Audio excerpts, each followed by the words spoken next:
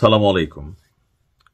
শেখ হাসিনা কি বেঁচে আছেন নাকি মারা গেছেন এ নিয়ে গেল কয়েকদিন যাবৎ সোশ্যাল মিডিয়াতে বিভিন্ন রকম পোস্ট হচ্ছে এবং কি বিভিন্ন যারা ইনফ্লুয়েন্সার আছেন তারাও বক্তব্য দিচ্ছেন। বেশ কিছু জায়গায় যে দাবিটা করা হয়েছে যে বাংলাদেশ থেকে যাবার পর ভারতে শেখ হাসিনা সেখানে যাওয়ার কয়েকদিন পরেই তিনি মানসিকভাবে অনেকটা অসুস্থ ছিলেন। বাংলাদেশে যা ঘটছে সেটার ধাক্কা তিনি নিতে পারেননি। এরপরে তিনি অসুস্থ হয়ে দিল্লির সামরিক হাসপাতালে ভর্তি হন। সেখানে তার পুরনো ক্যান্সার ছিল, আরো কিছু রোগ ছিল যেগুলাতে তিনি মৃত্যুবরণ করেছেন। এটা অনলাইনে বিভিন্নভাবে ভেসে উঠছে। আর একটা ছবি প্রকাশ করা হয়েছে, যে ছবিটা আপনারাও দেখেছেন। এটা আসলে একটা ফেক ছবি। অরিজিনাল ছবিটা হচ্ছে অন্য একজন নারীর, যেখানে শেখ হাসিনার ছবিকে এডিট করে বসিয়ে দেওয়া হয়েছে।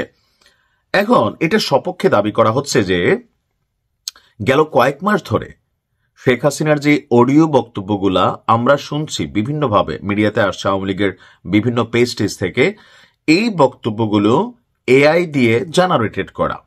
কারণ দীর্ঘ 14 থেকে 15 মাস হয়ে গেছে শেখ হাসিনা সারা পৃথিবীর কোনো মিডিয়ার সামনে সরাসরি উপস্থিত হননি, কোনো টেলিভিশন চ্যানেলকে তিনি সাক্ষাৎ দেননি, এমনকি ভারতের যে প্রভাবশালী গণমাধ্যমগুলো আছে সেখানেও সরাসরি শেখ হাসিনার কোনো ইন্টারভিউ তারা নিতে পারেনি। এর মাঝখানে বেশ কিছু ছবি বা ভিডিও প্রচারিত হয়েছে যে শেখ হাসিনা দেশে আসবেন অথবা তিনি ভাষণ দিচ্ছেন, বার্তা দিচ্ছেন। এই ভিডিওগুলো আবার আমরা দেখেছি অতীতে বিভিন্ন সময়। একবার তিনি মার্কিন যুক্তরাষ্ট্র সফরে গিয়েছিলেন, ওই সময় একটা ফুটেজকে মাঝখানে গেল কয়েকদিন আগে ভাইরাল করা হয়েছে যে তিনি দেশে ফিরবেন, নেতাকর্মীদেরকে আশ্বস্ত করেছেন। তো স্বাভাবিকভাবে জনমনে যারা গুজব ছড়াচ্ছেন বা রটাচ্ছেন তারা কিন্তু একটা জিনিসে সফল হচ্ছেন। কোনটা? এই যে ন্যারেটিভ তৈরি করা যে শেখ হাসিনা বেঁচে নেই, এখন তিনি যে বাইচে আছেন তাকে প্রমাণ দিতে হলে ক্যামেরার সামনে আসতে হবে। এরকম একটা অবস্থান কিন্তু তৈরি করা হয়েছে যে যদি শেখ হাসিনা বাইচেই থাকে তাহলে কেন ভাই 15 মাস ধরে তিনি সামনে আসতেছেন না? তো ওনার মৃত্যু হলে কেন লুকানো হবে? এটার সপক্ষে আবার একটা যুক্তি তৈরি করা হচ্ছে। কোনটা? যে শেখ হাসিনা মারা গেছে এই কথা যদি সামনে আসে তাহলে মুহূর্তের মধ্যে আওয়ামী লীগের যে ঝটিকা মিছিল বা আওয়ামী লীগের রাজনীতিতে ব্যাক করা অথবা জাতীয় পার্টির সাথে আওয়ামী লীগের যে একটা বন্ডিং তৈরি করা হচ্ছে অথবা মাঠ পর্যায়ে আওয়ামী লীগের যে শক্তি কম বেশি 1-1.5 বছরের মধ্যে একটা রিব্যাক 1%, 2%, 5% যতটুকুই ধরেন, অথবা দেশে বিদেশে নেতাকর্মীরা যেভাবে ঝাঁপায়ে পড়তেছেন সেটার সাথে সাথে জিরোতে পরিণত হবে। কেন? কারণ আওয়ামী লীগ এবং বিএনপি জাতীয় পার্টি এই দলগুলো বেসিক্যালি একটা পরিবার কেন্দ্রিক রাজনৈতিক দল হিসাবেই এস্টাবলিশড হয়েছে, যেখানে দলটির সর্বোচ্চ পর্যায়ে যারা থাকেন তাদের হুকুমে তাদের নির্দেশেই আসলে দলগুলো পরিচালিত হয় এবং তারা হচ্ছেন মূল শক্তির কেন্দ্রবিন্দু। এখন মূল যে শক্তি সেটাই যদি নাই হয়ে যায় তাহলে মুহূর্তের মধ্যে সবকিছু কেমন আওলায় যায়। যেমন ধরেন শেখ হাসিনা হেলিকপ্টারে করে ভারতে চলে গেলেন, তো ওই মুহূর্তে কি সারা বাংলাদেশে আওয়ামী লীগ ছিল না? ছিল। ওই মুহূর্তে কি সব আওয়ামী লীগ তবা পড়া ফেলছে? না। তাহলে কেন আওয়ামী লীগকে এই পরিণতি ভোগ করতে হলো? কারণ মূল যিনি ফাউন্ডার, মূল যিনি পিলার, তিনি যখন চলে গেলেন নেতা কর্মীদের মধ্যে ভয় কাজ করা গেল। আর সেই ভয়ে সারা বাংলাদেশে আওয়ামী লীগ গর্তের মধ্যে ঢুকতে বাধ্য হইল, আওয়ামী লীগ পালাই যেতে বাধ্য হইল। যারা দুর্নীতি করেছে, অন্যায় করেছে, এরা সবাই নাই হয়ে গেছে মোটামুটি। আর যারা একটু ধরেন আতঙ্কগ্রস্ত বা প্যানিক হয়ে গেল, অ্যাজ এ রেজাল্ট আওয়ামী লীগের কোটি কোটি সমর্থক থাকার পরেও ঘাড় সোজা করে আওয়ামী লীগ দাঁড়াইতে পারল না আজকের দিন পর্যন্ত। তো এই সকল কারণেই শেখ হাসিনার মৃত্যু হলেও মৃত্যুটাকে লুকানো হবে বা এটা প্রকাশ করা হচ্ছে না, বা ভারতেরও যেই জিও পলিটিক্স আছে বাংলাদেশকে নিয়ে সেইটার ধরেন নানান ধরনের ঝামেলা তৈরি হবে। এইটা একটা ন্যারেটিভ কিন্তু মাঠে তৈরি হচ্ছে। এখন এটা একদিন যাচ্ছে, 2 দিন যাচ্ছে, 3 দিন যাচ্ছে, আস্তে আস্তে মানুষের মধ্যে একটা প্রশ্ন তৈরি হচ্ছে। কিন্তু আপনি খুব সাইলেন্সে যদি আওয়ামী লীগের নেতাকর্মীদের সাথে কথা বলেন, এই যে একটা লাইন আছে, আপা আসবে বাংলাদেশ হাসবে। এখন আপা যদি মইরা যায় তাহলে আপা আসবে কই থেকে? এই যে একটা ন্যারেটিভ মানুষের মধ্যে শক্তি যোগায়, সেই ন্যারেটিভটার মধ্যে কিন্তু একটা ধাক্কা আস্তে আস্তে লাগতেছে। যেমন শেখ হাসিনা পালাই গেছে, এরকম একটা ন্যারেটিভ তৈরি হয়েছিল না জুলাই আগস্টের সময়? পরে শেখ হাসিনাকে ক্যামেরার সামনে এসে প্রমাণ করতে হয়েছে যে তিনি বাংলাদেশ আছেন, পালান নাই।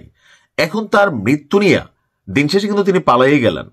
এখন তার মৃত্যু নিয়ে যে ন্যারেটিভটা তৈরি করা হচ্ছে সেই ন্যারেটিভটা কিন্তু একটু একটু একটু করে কাজে দিচ্ছে। আমার কাছে মনে হয় যে যারা আওয়ামী বিরোধী ঘরানার ইনফ্লুয়েন্সার আছেন তারা কিন্তু এটা মোটামুটি এস্টাবলিশ করছেন। যদি শেখ হাসিনা বাইচেই থাকে এই 15 মাস কোথায়, কেন এক মিনিটের জন্য নেতাকর্মীদের সাথে ভিডিও কলে কথা বলে না? তো অডিও কলগুলো ওই যে এআই দিয়া এখন এই সারা পৃথিবীতে কত কিছু চলে, তাই না? ক্লোনিং করা, ভয়েস ডাবিং করা, অনেক কিছু করা যায়। এটাও কিন্তু বাস্তব। মানুষ আস্তে আস্তে এআই এর কার্যক্ষমতা বুঝতে শিখতেছে। সেখান থেকে কিছু অংশের মানুষ এটা মনেই করে নিচ্ছে আসলে মনে শেখ হাসিনা বাইচা নাই, তার এই ক্লোনিং যে ভয়েস আছে সেটা দিয়ে আসলে নেতাকর্মীদেরকে সান্ত্বনা দেওয়া হচ্ছে বা রাজনীতিটাকে গরম রাখা হচ্ছে। এটা অনেক পরে হয়তো প্রকাশ হবে যে তিনি মারা গেছেন। এখানে দেশের মধ্যে কোনো রাজনৈতিক প্রেক্ষাপট যদি পরিবর্তন করা যায়, এটা কিন্তু আপনি গভীরভাবে চিন্তা করলে এরকম একটা ন্যারেটিভ কিন্তু তৈরির চেষ্টা চলছে। সপক্ষে বিপক্ষে অনেক যুক্তি চলছে, কিন্তু আওয়ামী লীগের নেতাকর্মীদের মধ্যে এক ধরনের চিকন টেনশন কাজ করছে যে শেখ হাসিনা আসলে বেঁচে আছেন নাকি তিনি আসলেই মারা গেছেন। তবে তিনি মারা গেলে সেটা সারা পৃথিবী জানবে, ভারত সরকার সেটা লুকাই রাখতে পারবে না। এটা আমার কাছে মনে হয় যে শেখ হাসিনার মতন একজন ক্যারেক্টার মরে যাবে আর ভারত সরকার এটাকে এইভাবে লুকাই রাখবে আর এটা কোনো না কোনোভাবে প্রচারিত হবে না, এইটাও কিন্তু আসলে সম্ভব না। শেখ হাসিনা মারা গেলে সারা পৃথিবী জানবে, এটাই খুব সিম্পল হিসাব। তার লাশ বাংলাদেশে এনে তো মাটি দেওয়া হবে, এমন তো না যে তিনি মারা গেছেন তাকে সেখানে মমি বানিয়ে রাখা দেওয়া হবে। বাংলাদেশ তার দেশ, তাকে বাংলাদেশে এনে মাটি দেওয়া হবে, এটাই হচ্ছে বাস্তবতা। আর সেই ক্ষেত্রে সরকারও একটা ভিন্ন ভূমিকায় যাবে, নয়তো ডক্টর ইউনূস সরকারও ভবিষ্যতে ঝামেলায় পড়বে বা রাজনৈতিকভাবে আওয়ামী লীগের নেতাকর্মীরা ইন ফিউচার যদি রাজনীতিতে আসে কখনো ব্যাক করে, এগুলো প্রতিহিংস হিসেবে বিশাল একটা ফ্যাক্ট তৈরি হবে। সুতরাং শেখ হাসিনা মরেন নাই, তিনি জীবিত আছেন, এটা আমরা এই পারসেপশন থেকে ধারণা করতে পারি।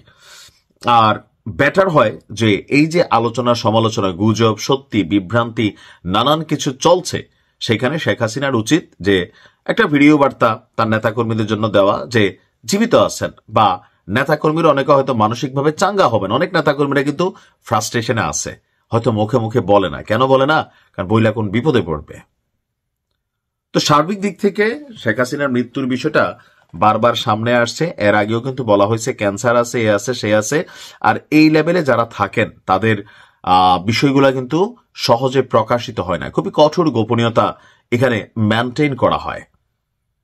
যেমন ধরেন আমরা যদি দেখি কোরআন হাদিসের ইতিহাসে যে হযরত সুলাইমান রাহমাতুল্লাহ আলাই বা সুলাইমান যে নবী ছিলেন, তিনি যখন মরলেন তার দেহটা ওই যে জিনদেরকে দিয়ে তিনি কাজ করাইতেন, একটা লাঠির উপর ভর করে তিনি দাঁড়াইছিলেন।